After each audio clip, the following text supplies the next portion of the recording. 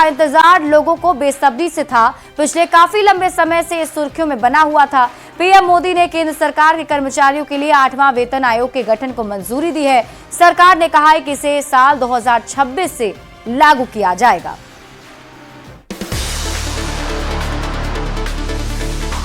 मैं माननीय नरेंद्र मोदी साहब को धन्यवाद करना चाहता हूँ।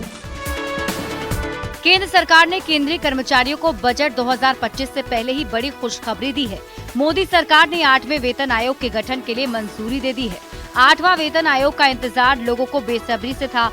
सरकार ने कहा कि इसे साल 2026 से लागू किया जाएगा और जल्द ही 8वें पे कमीशन के अध्यक्ष और 2 सदस्यों के नाम का भी ऐलान कर दिया जाएगा। कैबिनेट में 8 सेंट्रल पे कमीशन कॉन्स्टिट्यूट करने का डिक्लेयर कर दिए। माननीय प्रधानमंत्री जी ने केंद्र सरकार के सभी कर्मचारियों के लिए 8th सेंट्रल पे कमीशन को मंजूरी दे दी। 7वां वेतन आयोग साल 2016 में लागू हुआ था और इसका कार्यकाल 2026 तक है।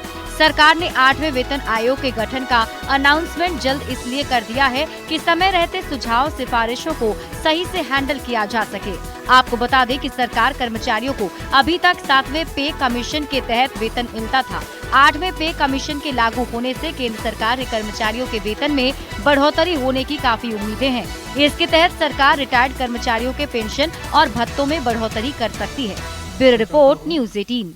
प्रधानमंत्री जी आज कैबिनेट में तो वेतन में कितनी बढ़ोतरी होगी ये आपको समझाएं, उससे पहले आप ये समझ लीजिए कि वेतन आयोग क्या है। देखिए, वेतन आयोग के बारे में अगर हम बात करें तो एक सरकारी समिति कर्मचारियों के वेतन भत्तों को निर्धारित करने के लिए इसका गठन किया गया है। आमतौर पर वेतन आयोग का गठन 10 साल में एक बार होता है, जब सरकार को वेतन भत्तों में बदलाव की जरूरत महसूस होती है। मतलब ये कि वेतन और भत्ते पुराने हो जाते हैं और महंगाई की दर बढ़ जाती है, तब वेतन आयोग का गठन किया जाता है। अब तक कितने वेतन आयोग का गठन हो चुका है, अगर इस सवाल का हम आपको जवाब दें तो 7वां वेतन आयोग लागू, 8वें वेतन आयोग के गठन को मंजूरी मिल चुकी है। देखिए, वेतन आयोग की सिफारिश कैसे लागू होती है इसकी अगर हम बात करें तो सुझाव के आधार पर सरकार को रिपोर्ट भेजी जाती है। वेतन भत्तों में वृद्धि की सिफारिश की जाती है। सरकार सिफारिश पर विचार करती है और उसके बाद अंतिम फैसला सरकार लेती है। सैलरी कैलकुलेशन के लिए फिटमेंट फैक्टर महत्वपूर्ण होता है।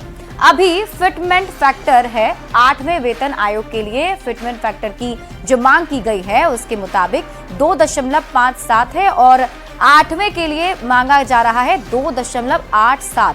मतलब ये कि अभी जो सैलरी मिल रही है उसका 2.87 फिटमेंट जो है वो फैक्टर माना जा रहा है। अब 8वें वेतन आयोग लागू होने पर कितनी सैलरी बढ़ेगी इसकी अगर बात कर ले तो 7वें वेतन आयोग में न्यूनतम जो वेतन है उससे 8वां वेतन लागू होने पर विचार हो सकता है। 7,000 रुपए से बढ़कर 18,000 रुपए हो गया था जब 7वां वेतन आयोग लागू हुआ था।